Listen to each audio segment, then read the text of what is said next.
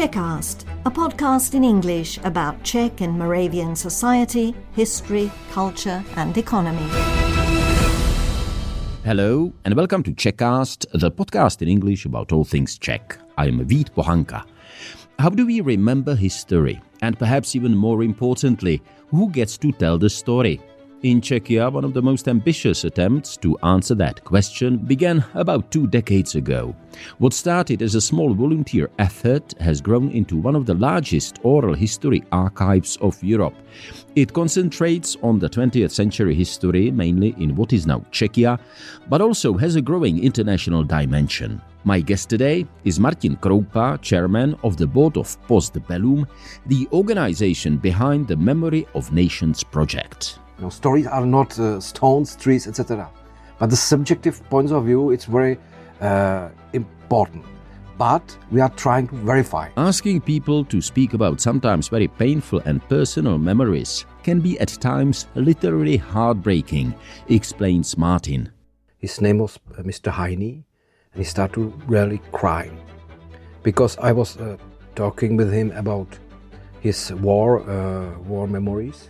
And he lost all the unit, all the friends in the East.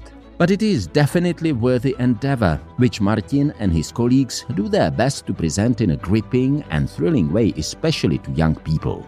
They want to listen to stories. Yeah, to stories. They are very open to but it's about form. It's about how you are talking with young people about the past. It could be very boring, but it could be very full of adventure. So settle down with a cup of tea or coffee if you are at home, or find your pace if you are out walking, jogging or on your way somewhere. This Czechast is about the collectors of personal histories of Czechia, about those who listen carefully so that memory isn't lost.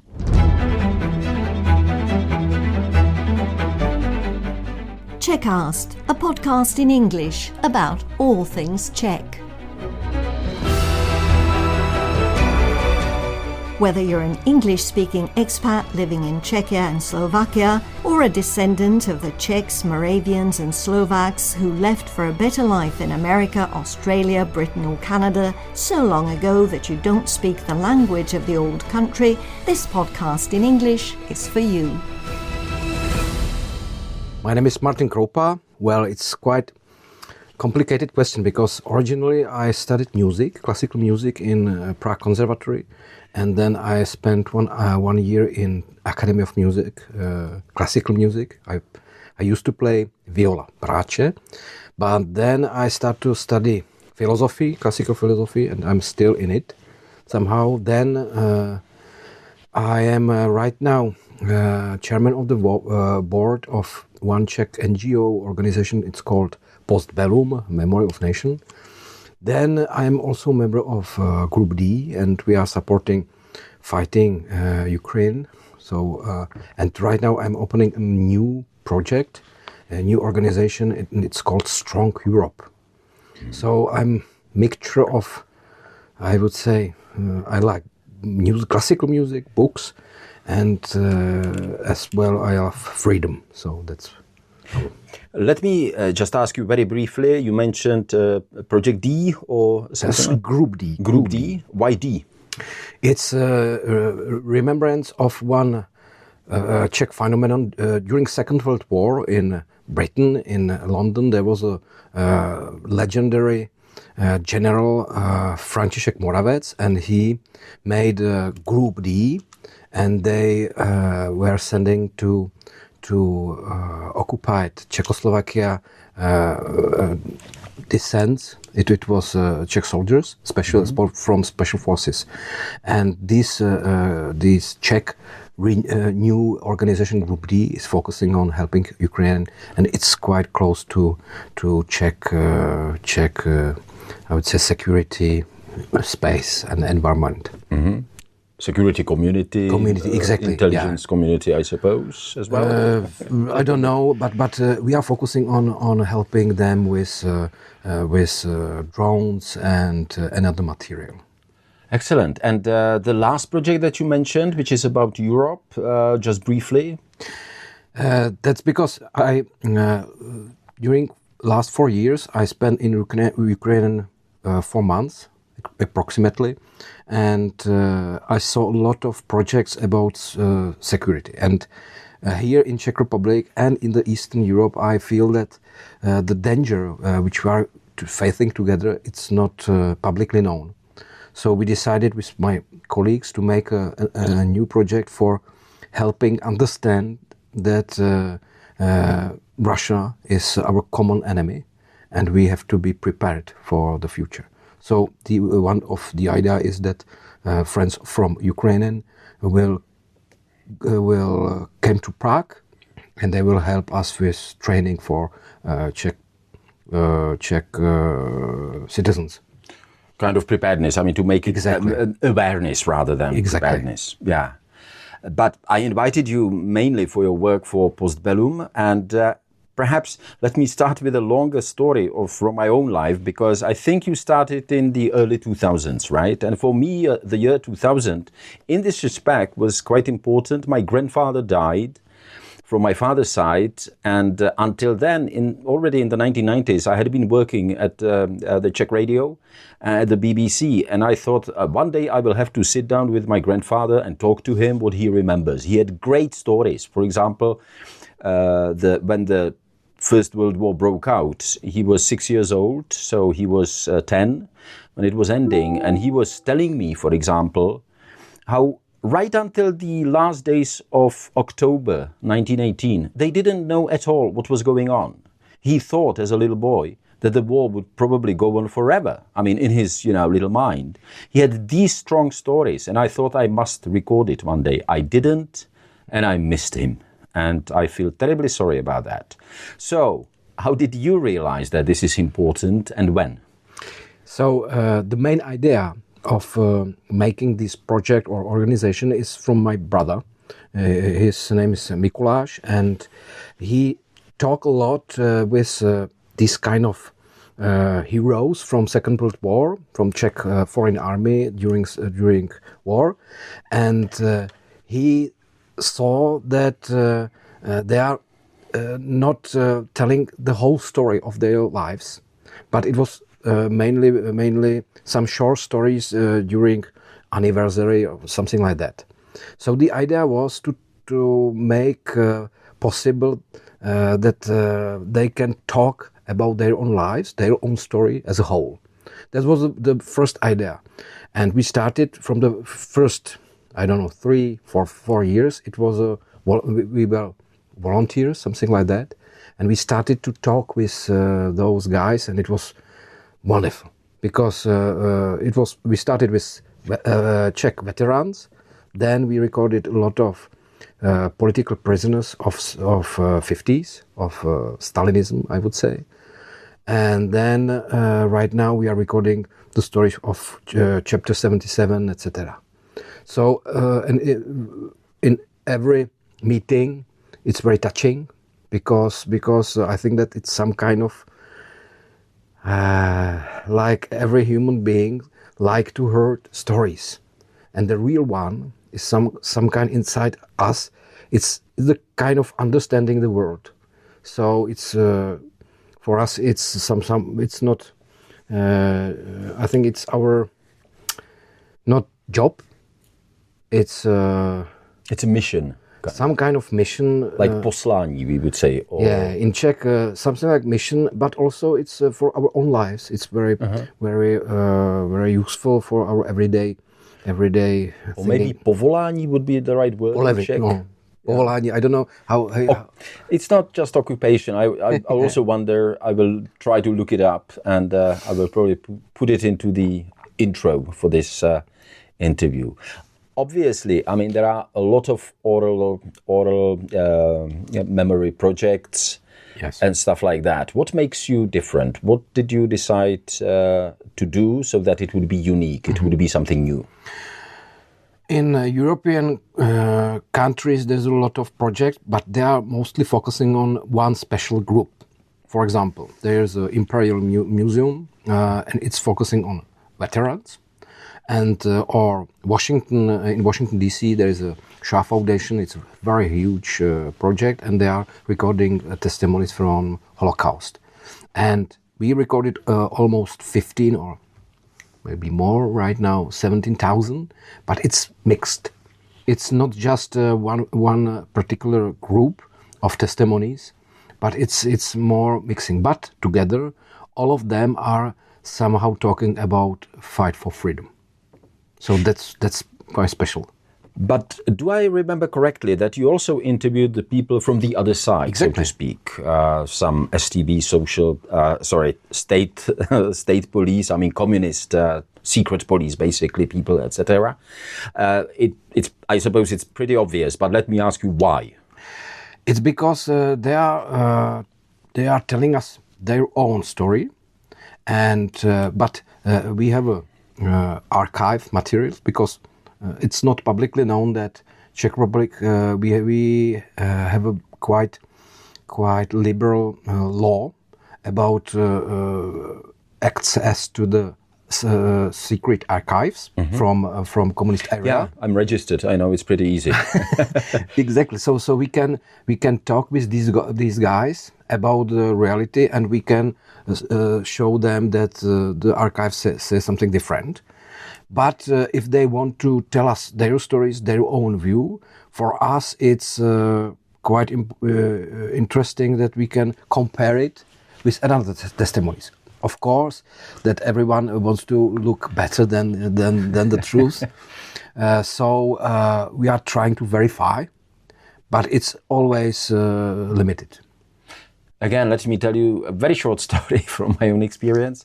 I live in Žďár nad Sázavou, this small town in the Bohemian Moravian Highlands, and there's a man who's called Vít Bohumil Homolka, and he was the one Charter 77 signature, or the one who signed it, in the small town in the late 1970s, early 1980s, and he was, in a small town. His experience was completely different than if you were Charter 77 person in Prague or Brno, very few of them. The reason why I mentioned that, I meet him very often, and we quite often talk, and it's so fascinating how people remember the time differently, various events. And little kind of slash, then I went to Olomouc, where I studied in 1989, and I speak to my friends who started the student strike committee with me together. And if you've got three people together, I mean, each of them remembers the event differently, even though, definitely we were there. Do you often find that in your work? It's really often, but we are focusing on the subjective point of view. Mm-hmm. That's the important. That's true. Yeah. Because the story, life story, you cannot speak about one huge story as an objective. I don't know. That's not trees. Stories are not stones, trees, etc. But the subjective point of view, it's very important. But we are trying to verify it. And also, when we are talking with these guys, firstly we recorded some part. Then we have another meetings, and we started. Okay, we look at it, and there is some discrepancy. Yeah. For example, could you say something to that? And sometimes they are very.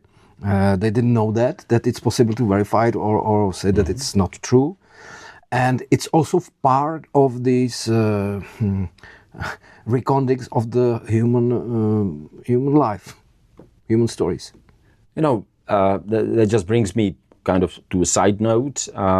For a long time, I had a problem with the word objective when it comes to journalism, because I kept saying nobody can be objective. Maybe God can be objective, but people can be impartial.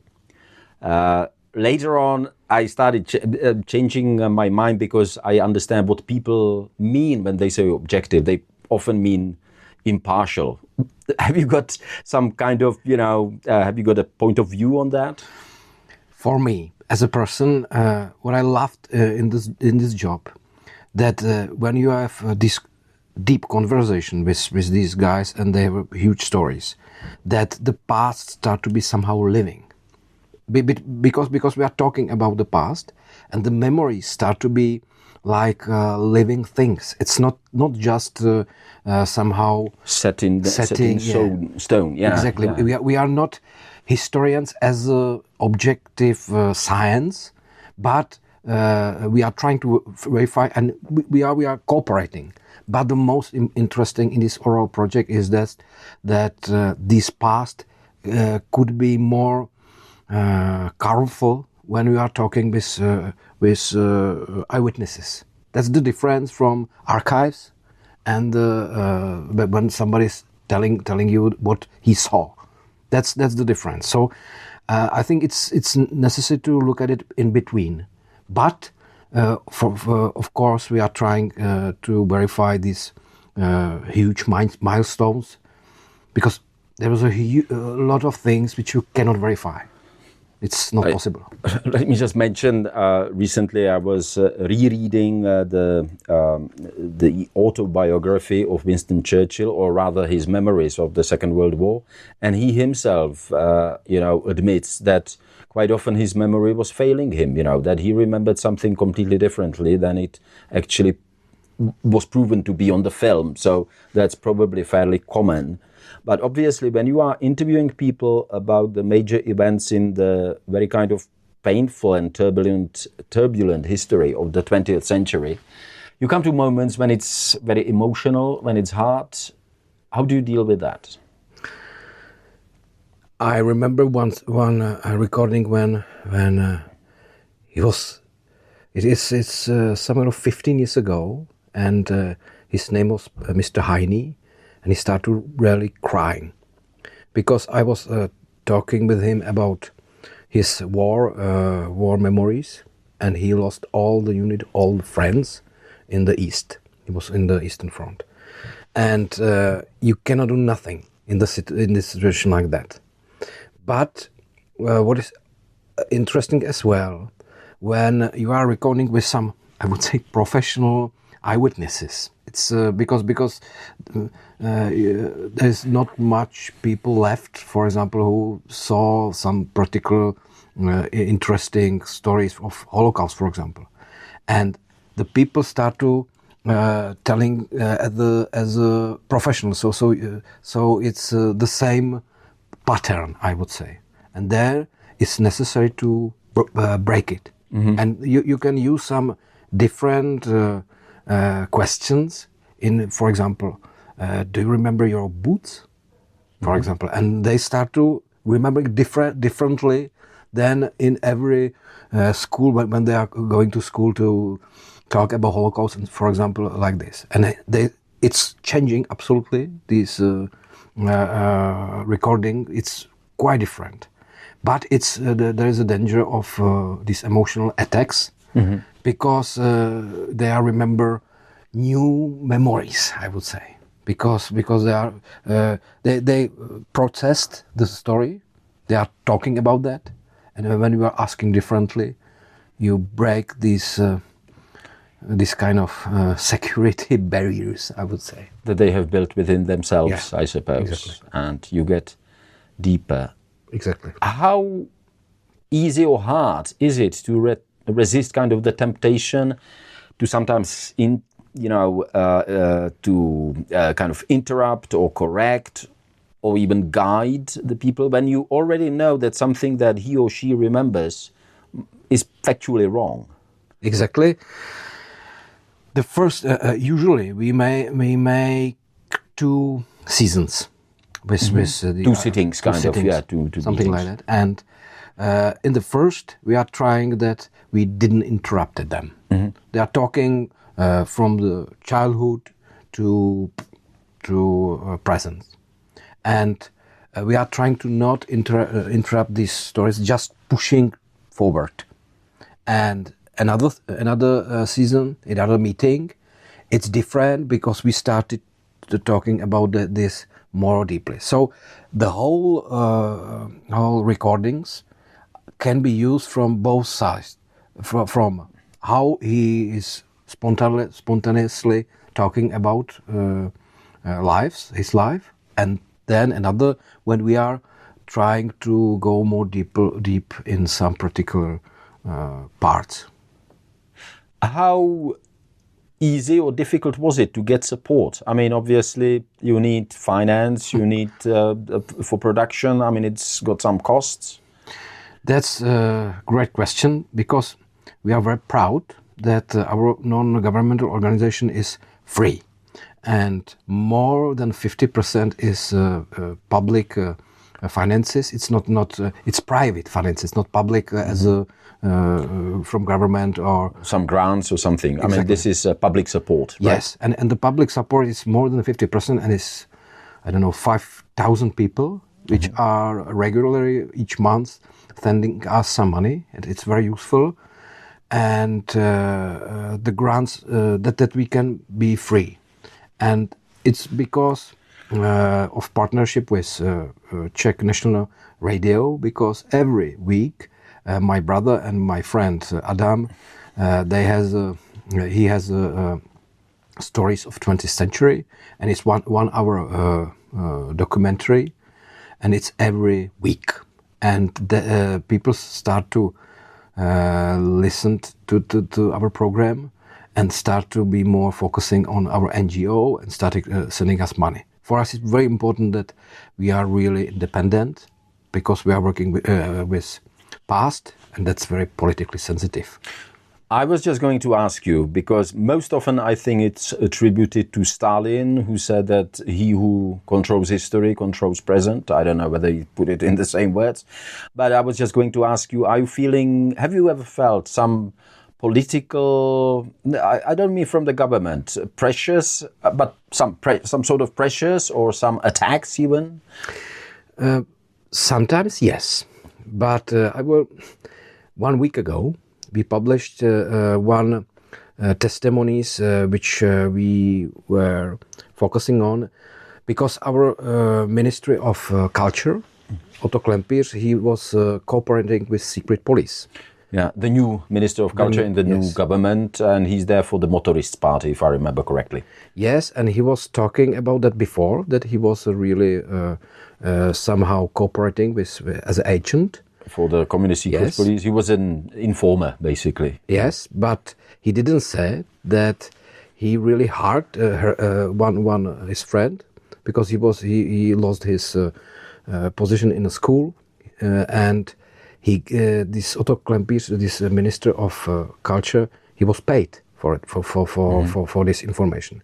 So that's quite different points of view of the past. So it's sensitive, and that's why we are independent, and that we can do our job without this financial pressure that we can would inevitably come. Yeah, exactly.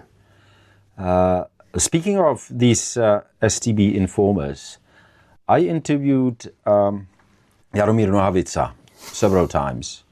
This is a story well known in Czechia, but perhaps not to the international audiences. Jaromír Nohavica is a very popular folk singer, very good folk singer, great poet.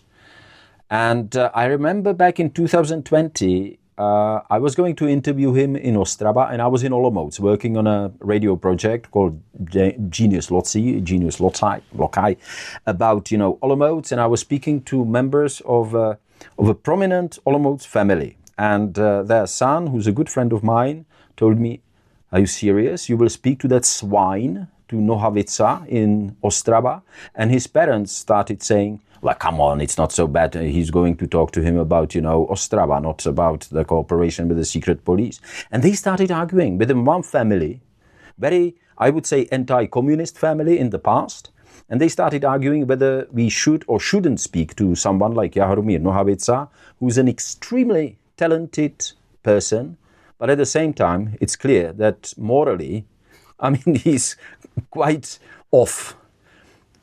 Do you meet, have you met many cases more cases like that? I think that, firstly, there are differences, and huge differences between these cooperators with secret police.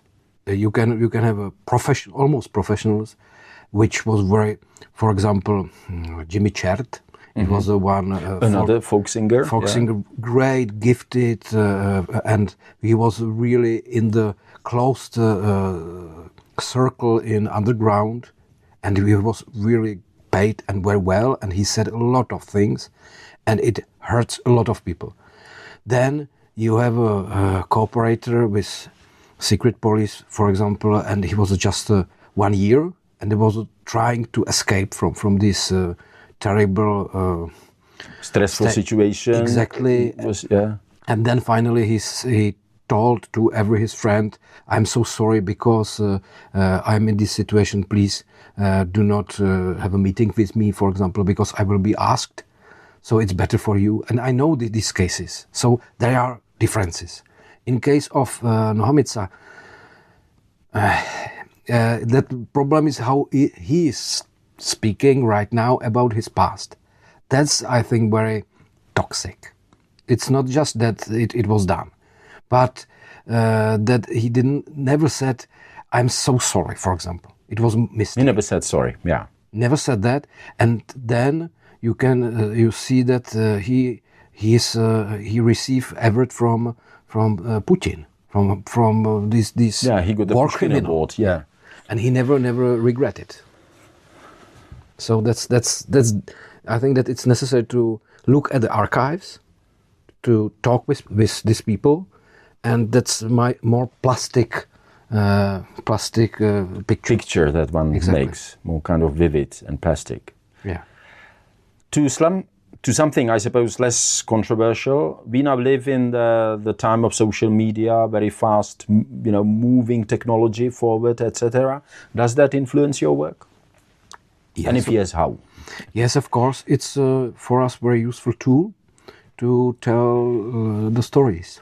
So we are trying to transform our outputs for social media, but we are trying to push the people not just look at the short cut and short stories in the social media, but be engaged and go to our archive and listen whole the story. Let me say quite proudly that I was invited to Pardubice by your branch of Paměť národa to speak some time ago. And I say that because I'm proud of it, but also because you've got a network of collaborators, collaborators. If I say something like that, it sounds immediately kind of tainted, but they work with you. What I'm trying to ask about, how are you still growing, and how difficult was it? I mean, to build this network of people.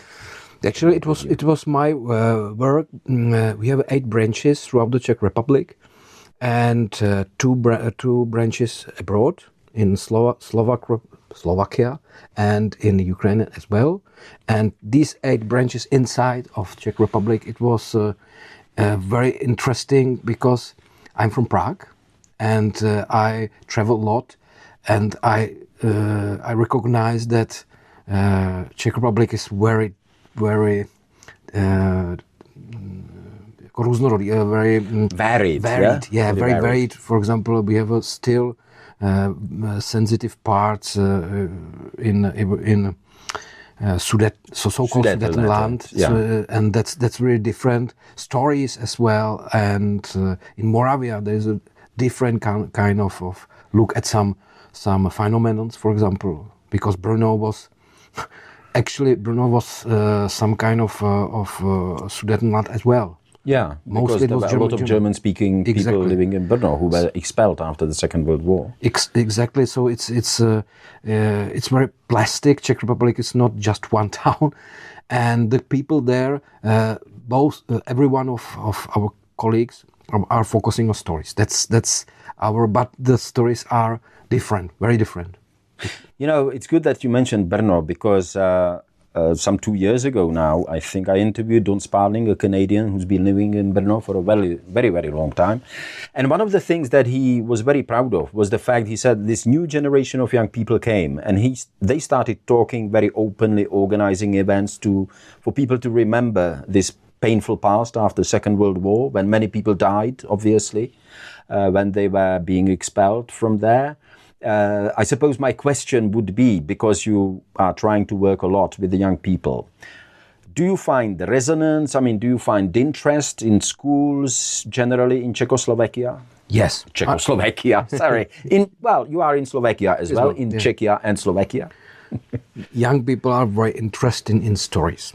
That's my experience. It's not true that the past, that they are focusing on the future, but they want to listen to stories. To stories. They are very open to but it's about form. It's about how you are talking with young people about the past. It could be very boring, but it could be very full of adventure for them, because they can explore the past of, for example, their families. I remember one project when it was not so easy, because one girl recognized that her beloved grandfather was actually very interesting agent of Czech secret service in Vienna. Very interesting story, but it was very difficult for her to discover this family secret. But it's somehow cleaning, this. It's a cleansing process, yes, I suppose, in the end. And we still need it. We still need it, especially in the parts near to the borders where Sudetenland was, because there was a lot of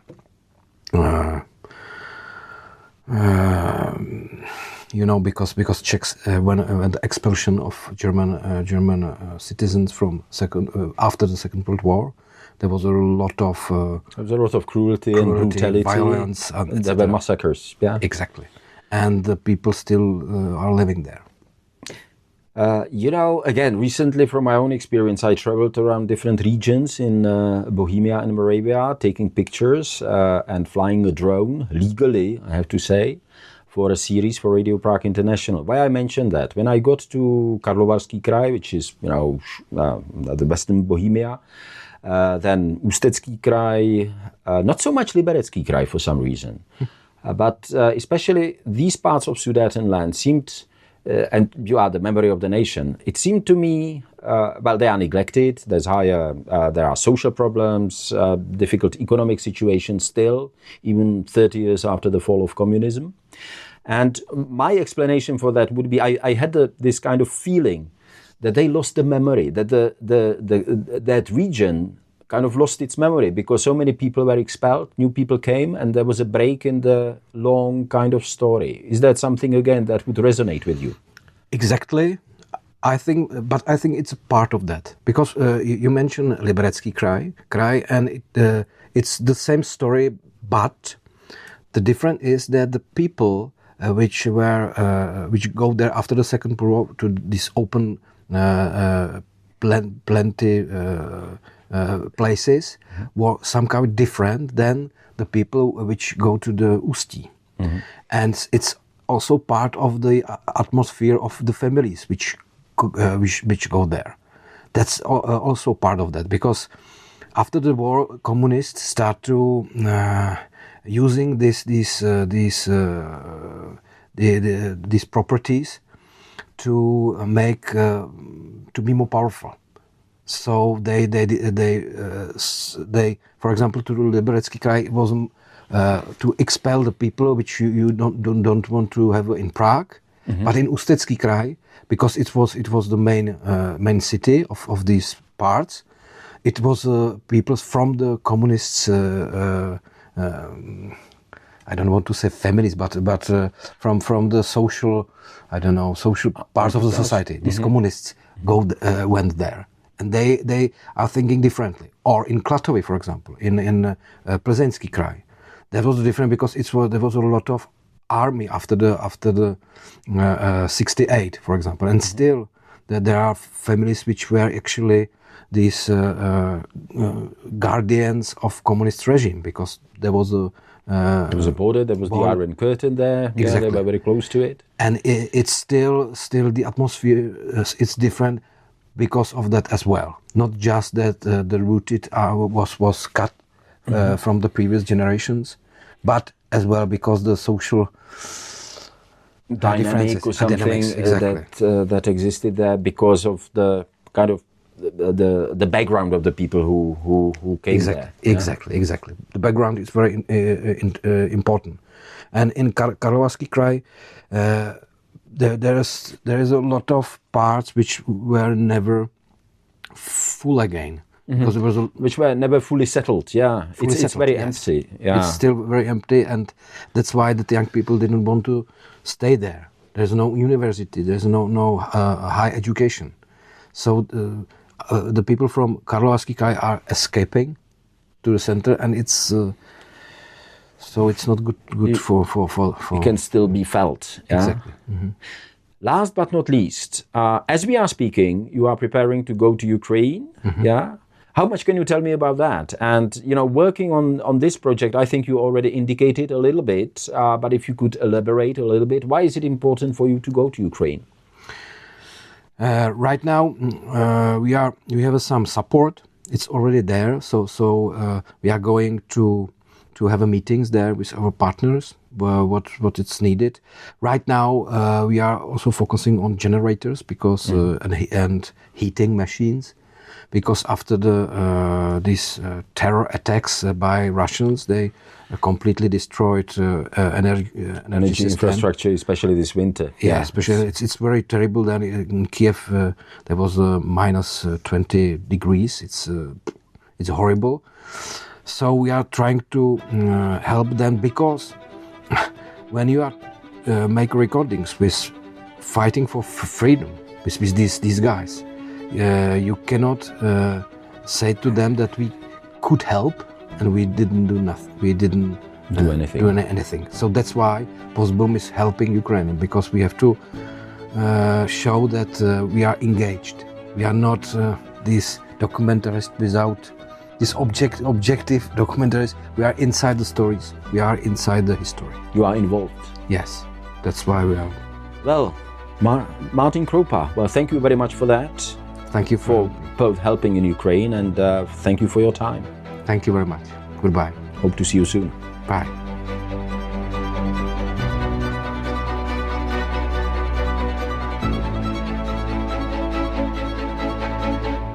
And that was Martin Kroupa, chairman of the board of Post Bellum and one of the people behind the Memory of Nations project, a vast archive of personal histories that continue to shape how Czechia understands its past and present. Thank you so much for listening. If you enjoyed this episode or any of our previous Czechast conversations, please remember to follow the podcast, leave a rating and recommend it to your friends. It really helps us spread the word and bring more stories from Czechia to audiences around the world. I'm Vít Pohanka. Stay safe, stay healthy, stay curious, and as we say in Czech, naslyšenou.